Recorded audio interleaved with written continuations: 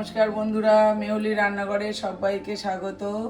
আজকে আমি তৈরি করব গুড়ের কাঁচা গোল্লা। তার জন্য আমি কড়া বসিয়ে একটু জল দিয়ে দিয়েছি। হাফ লিটার দুধের ছানা তৈরি করে নেব। হাফ লিটার দুধে অনেকগুলোই কাঁচা গোল্লা তৈরি হবে। আমি আগে দুধটাকে একটু জাল দিয়ে ছানা কাটিয়ে নেব। ছানা কাটানোর জন্য আমি একটা বাটিতে একটু ভিনিগার নিয়ে নেব। আমি ভিনিগার দিয়ে কাটবো। দুধটা আমার ফুটে উঠেছে, আর একটু ভালো করে ফুটিয়ে নেব।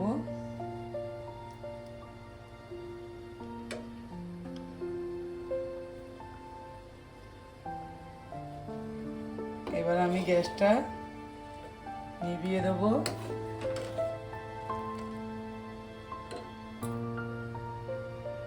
গ্যাসটাকে নিভিয়ে দেবো। আমি নিভিয়ে দিয়ে আমি আস্তে আস্তে ভিনিগার আর জলটা দিয়ে দেবো, একেবারে দেবো না।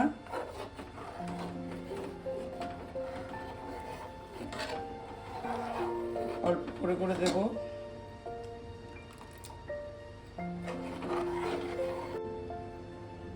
এবার আমি সবটা দিয়ে দিলাম।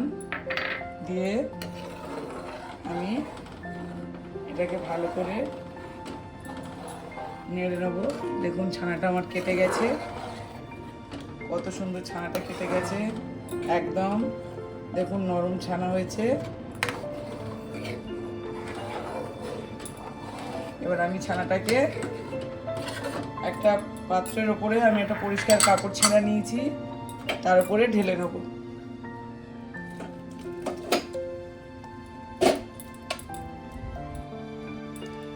জলটা ঝরিয়ে নিয়েছি। এবার আমি একটু ঠান্ডা জল দিয়ে ছানাটাকে ধুয়ে নেব। যেহেতু ভিনেগার দিয়ে কেটেছি, খুব টক হবে না, তাও একটু ভালো করে ছানাটাকে ধুয়ে নেব।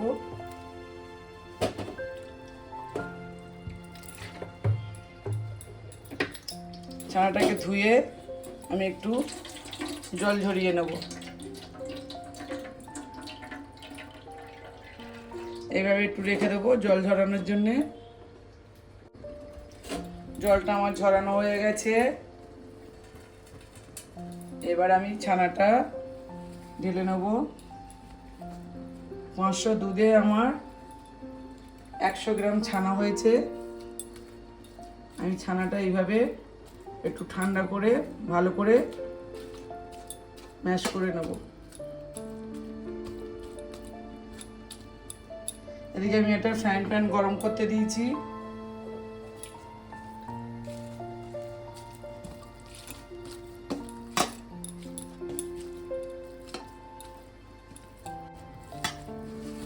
ছানাটা আমার ভালো করে ম্যাশ করে নেওয়া হয়ে গেছে। এইবার আমি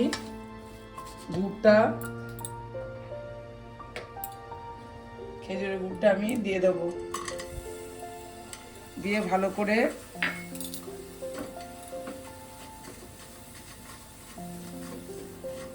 এটা আমি জাল দিয়ে নেব। আমি এতে 100 গ্রাম ছানার সঙ্গে 50 গ্রামের একটু গুড় দিয়েছি।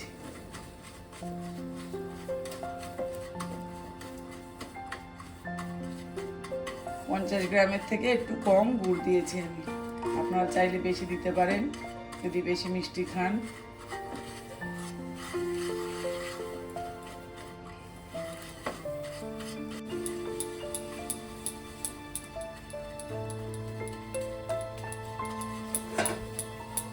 গুড়টা আমার হয়ে গেছে। এবার আমি ছানাটা দিয়ে দেবো।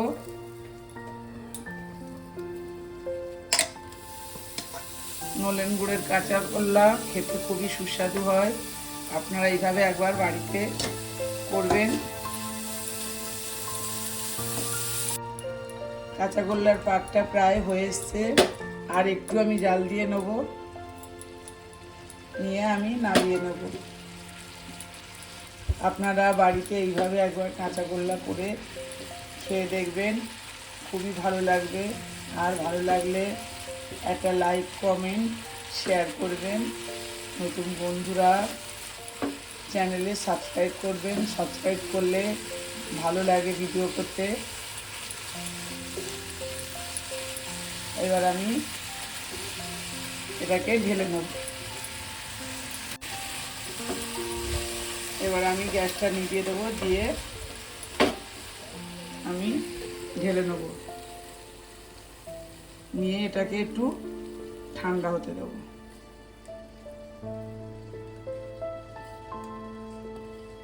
ঠান্ডা হয়ে গেলে আমি আপনাদের করে দেখাচ্ছি কাঁচা গোল্লা। এবার আমি কাঁচা গোল্লাকে, গুড়ের কাঁচা গোল্লাগুলোকে আমি ভালো করে পাক দিয়ে নেব। এইভাবে আমি সবগুলো পাক দিয়ে নেব। দেখুন আমি সবগুলো এইভাবে করে নিয়েছি। আমার 5টা হয়েছে। আমি হাফ লিটার দুধ নিয়েছিলাম, 5টা হয়েছে। আমি এইভাবে সব করে নিয়েছি। দেখুন